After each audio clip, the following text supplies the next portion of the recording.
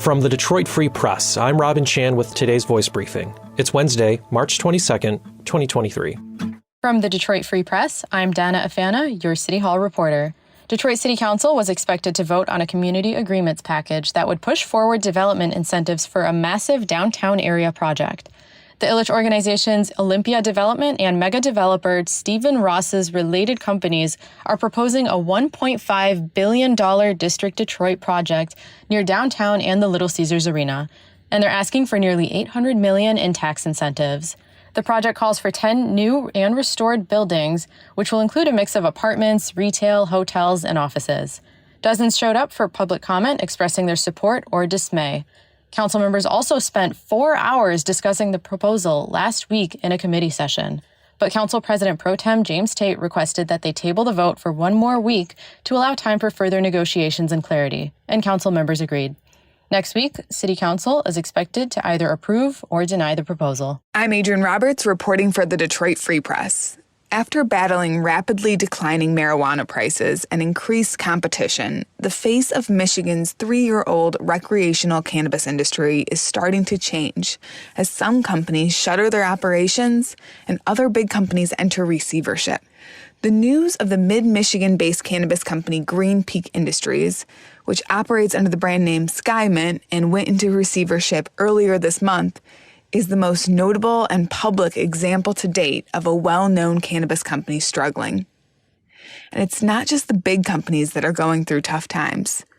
4 other marijuana companies in Michigan are also in receivership. Receivership is a process in which a receiver steps in and runs a company so that creditors can recover the money they're owed. Marijuana companies cannot declare bankruptcy because that's a federal process, and marijuana is still illegal under federal law.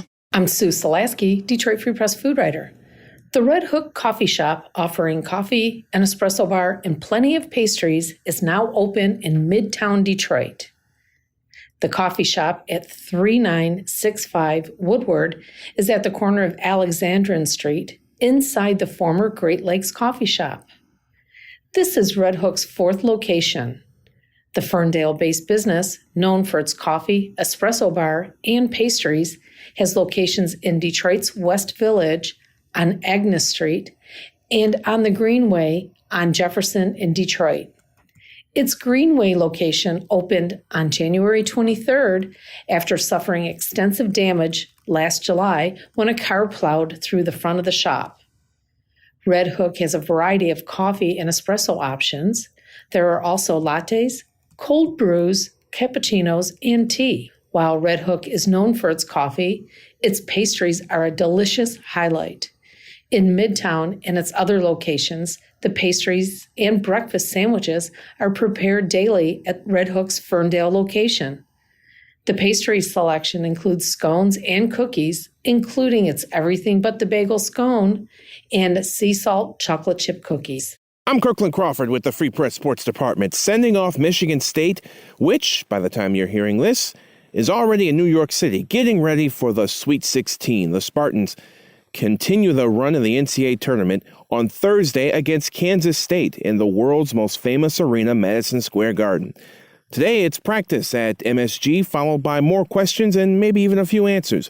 But on Tuesday, Tom Izzo shared his thoughts on what's ahead. For me, isn't as big as I think it is for players in that, but it is in Madison Square Garden, which is the mecca of all basketball, and for that, I think our players, we've played there once. They have a little experience being there, and yet we're going to be excited to be in there playing against a great team with a chance to play in an Elite Eight on the line, and it doesn't get any better than that.